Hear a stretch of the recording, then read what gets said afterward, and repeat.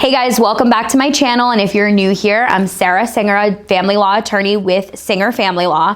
And today I have the queen of real estate. I have Kacie Anderson with the Coastal Realm Group. When I meet people in my personal life who are amazing at their careers, I want to share it with you guys. So that's why I have Kacie here today. And we're going to tell the story of when we bought and sold the house that John and I are in now. Obviously, as an attorney, I have a ton of student loan debt. Which is very normal. Most people have it, but attorneys, people that go through law school, medical school, they get the short end of the stick. In April, John and I found out we were pregnant again. Eee! Kacie says, you know what, it's time, you guys are gonna move. Let's try to do a pre-qualification and see what happens with the student loans. So the new mortgage lender meets with John and I, and he tells us a few things that were needed in order to get over that hump of the student loan. The income-based repayment plan letter from Mohila. So then, from there I was like, okay, in my brain, being a former Division I athlete, competition is like in my blood. I'm like, okay, I know that you've been trying to get that document for what? Since February I submitted it, and now we're like at the end of April, May. Right. And I hadn't heard a thing. Zero. You call, you talk to a person, and they're like, oh yeah, we see your application processing. We'll call you in 60 to 90 days. And I'm like, 60 to 90 days? I have 18 days. Kacie Anderson did something that impressed me so much. It blew my mind. I was sitting at the dinner table, like researching, like, who is Mohila?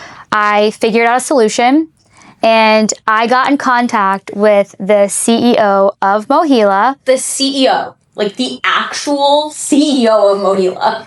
And it was, like you said, it was at 8:45 at night. Yep. And the best part is she sends him a text. and not only that, I called him, I left him a very nice voicemail. I'd turned on my Maryland country bumpkin touch onto it, but I sent him a text and was just really honestly authentic and raw. Super honest. You have the text. I sent you the screenshot. I have the text. It's the nicest text ever. It says in there, like, I know you're being pulled in a million different directions, but my client, she needs your help. Thank you, sir. You're our last hope. Okay. So this is 8:45 at night. Then I get a phone call the next day from Mohila. Which, keep in mind, you were in court. I was in court, walking into the courtroom. They left me a message. Then I had to tell the judge, I'm really sorry, but I'm expecting a big call. If my phone rings, can I answer it? The judge is like, no problem.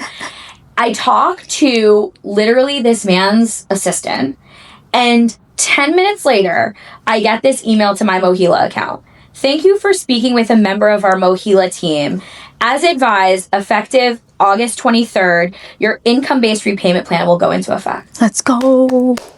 Crazy. I was very impressed. Well, I'm grateful because beyond anything, of course I want to impress you, but I want to do right by you. You deserve, just like everybody. And all your clients. Yeah. You treat all of your clients this way. Well, thank you. So we're going to talk about how my previous broker wanted me to commit fraud.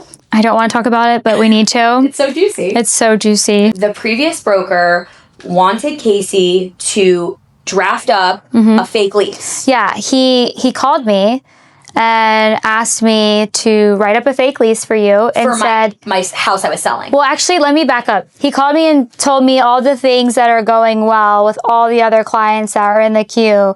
And then he said, oh, and just really quick, last thing, everything's pretty good with Sarah and John. However, I might ask you if you could write up a lease, just a fake lease showing $7,000 a month.